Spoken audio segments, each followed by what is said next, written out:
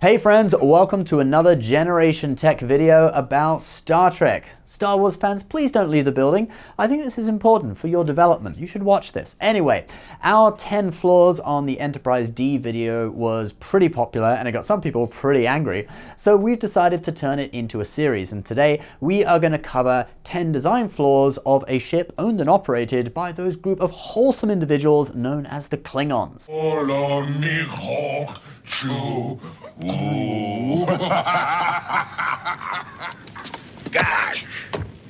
That's right, and the ship we are going to cover is the Klingon Bird of Prey. Now, just a little bit of a disclaimer, we're going to be looking at several different versions of the ship, so no one version has all 10 flaws, so restrain your inner Simpsons comic book store guy. Someone has mixed an Amazing Spider-Man in with the Peter Parker the Spectacular Spider-Man series. This will not stand. And remember, Star Trek is all fiction anyway, and this video is just for fun. Okay, disclaimer over. Let's get started. So the Klingon Bird of Prey is a funny old vessel. Look at that. What is this, a submarine?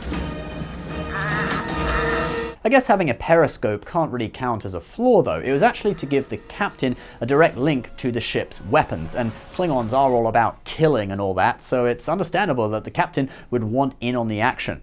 Anyway, let's get started. Number 1. A direct hit to the main plasma junction disables the power grid. This was a version of the 22nd century Klingon Bird of Prey that the crew of the NX-01 Enterprise faced off against in the episode The Augments.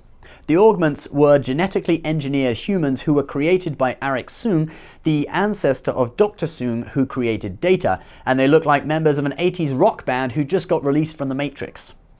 They hijacked a Klingon Bird of Prey, and the Enterprise had to go and apprehend them. Now, at this early stage in Earth's spacefaring history, the Enterprise wasn't really a match for the Klingon ship. But Soong was able to inform Captain Archer of a weakness in the ship's design. The Enterprise targeted the Bird of Prey's main plasma junction with a phase cannon, a 22nd century version of the phaser, and shut down the main power grid, which disabled the ship. It was seen as a major design flaw in this iconic Klingon warship. Number 2. A less than perfect cloaking device. On the 23rd century version of the Bird of Prey that was featured in Star Trek III, The Search for Spock, the cloaking device didn't actually make the Bird of Prey completely invisible. There. That distortion, see it? Yes, sir. It's getting larger as we close in. Kirk and Sulu were able to observe a distortion with the naked eye and also an energy surge on short-range scanners, which allowed them to know the Bird of Prey's position before it decloaked to fire on the Enterprise. Having advanced knowledge of the ship's position allowed them to take advantage of our next design flaw. Number 3. Bringing the cloak on or offline leaves the ship momentarily exposed with no shields. There was a 2-second gap when the Bird of Prey was both visible and unshielded when the cloaking device was switched either on or off. Because the Enterprise already knew the Bird of Prey's position from the distortions and energy surge on short-range scanners, they were able to fire on it as soon as the Bird of Prey decloaked, but before the shields came online. Klingon Bird of Prey, sir. She's arming torpedoes. Fire, Mr. Scott. To be honest, I think Kirk should be investigated for shooting at a ship with innocent animals on board. This flaw was a long-term problem with the Bird of Prey. The Next Generation crew were able to take advantage of this flaw again in the movie Generations, but in the opposite direction. They were able to trigger the cloaking device on a D-12 class Bird of Prey, which lowered the shields. They then fired before the ship had completely disappeared. That maneuver included another design weakness that we will get to later. Number 4. A primitive dilithium sequencer. When Kirk and friends are forced to time travel back to the 20th century in a Klingon Bird of Prey to collect a couple of whales that they want to try and use to communicate with a probe that is destroying Earth in the 23rd century, the time travel method they use drains the dilithium crystals in the Bird of Prey's reactor core and they start to decrystallize. Kirk and Spock come up with a solution, that is to collect charged photons from a nuclear reactor core in a US Navy vessel, and they task Chekhov with the mission. Perhaps not the best idea. Can you direct me to the naval base in Alameda? It's where they keep the nuclear vessels. A guy with a Russian accent asking the location of nuclear naval vessels in the 80s when the US and Russia were still deep in the Cold War. However, Chekhov does actually end up completing the mission and collecting the charged photons to recrystallize the dilithium. Number 5. Ionized gas exhaust compromised the cloak. This design flaw of the bird of prey is exploited by the crew of the Enterprise in the final Star Trek movie with the original cast, Star Trek VI: The Undiscovered Country. The Enterprise faces a prototype bird of prey that can fire while cloaked, commanded by General Chang, who seems to have memorized the complete works of Shakespeare. Tickle us, do we not laugh? Prick us, do we not bleed? Wrong us, shall we not revenge? But before it is too late, Spock has an idea. Gas. Gas, Captain. Under impulse power, she expends fuel like any other vessel. We call it plasma. But whatever the Klingon designation, it is merely ionized gas. Then cue a cheesy automobile metaphor from Uhura. The thing's got to have a tailpipe. They modify a torpedo to search for ionized gas and fire it. To be or not to be. This knocks the bird of prey's cloak offline, and then the Enterprise and the Excelsior fire multiple torpedoes at the ship, destroying it within seconds. Number 6. Faulty plasma coils trigger the cloaking device. In the movie Star Trek Generations, the first Next Generation film, the Enterprise is attacked by a Klingon bird of prey commanded by the Duras sisters, who have intelligence on the Enterprise's shield modulation frequency and are thus able to fire through the Enterprise's shields. The crew need to think fast and start going through all the info they have on the old rust bucket that's attacking them. It is a Class D-12 bird of prey. They were retired from service because of defective plasma coil. Data knows how to use this to their advantage, and they come up with a plan. Yes. If we sent a low-level ionic pulse, it might reset the coil and trigger the cloaking device. Excellent idea, sir.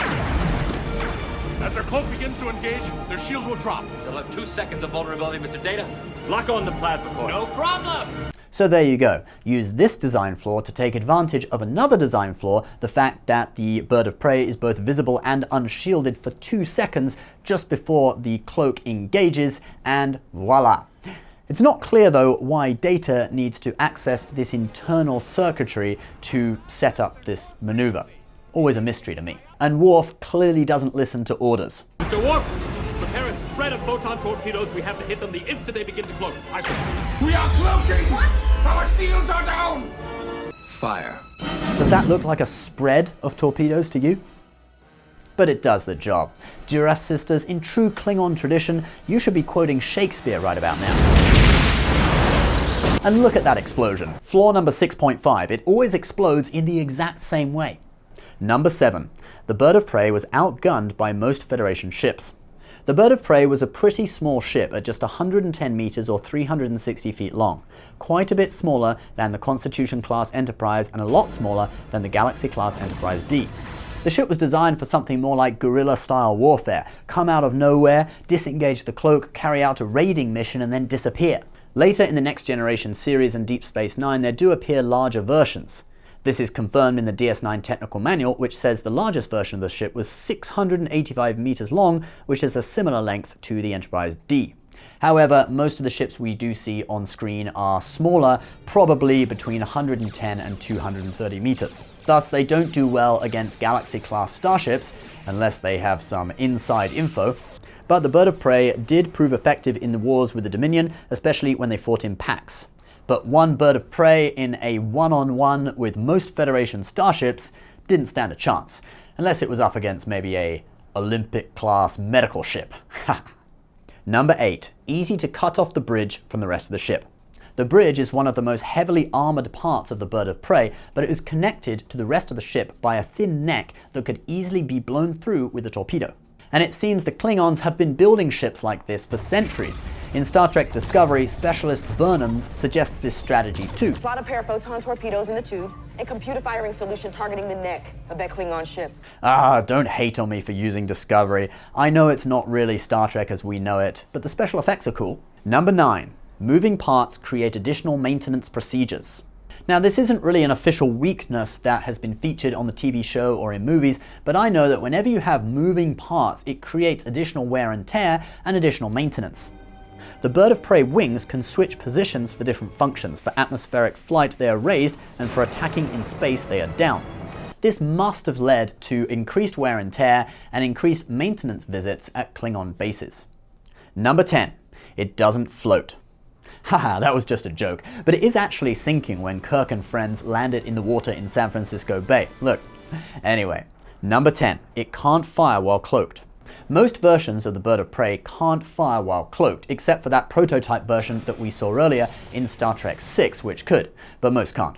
This is because of the large amount of power needed to run the cloaking device, so you wouldn't be able to use that power for weapons or shields while cloaked, and typically even other devices such as transporters couldn't be used while cloaked either. Well, that is our 10 design flaws of the Klingon bird of prey. Let me know in the comments, what do you think? Are there any bigger design flaws, and which is your favorite or whatever? We will be back in a couple of weeks with a video about 10 features you didn't know existed on the Enterprise D. If you have any suggestions for that, please leave comments below as well. Subscribe if you're new, guys, for more Star Wars and Star Trek content. Mostly Star Wars, but a bit of Star Trek. And we'll see you next time. Please subscribe if you're new, give this video a like, and if you're watching this, you are Generation Tech.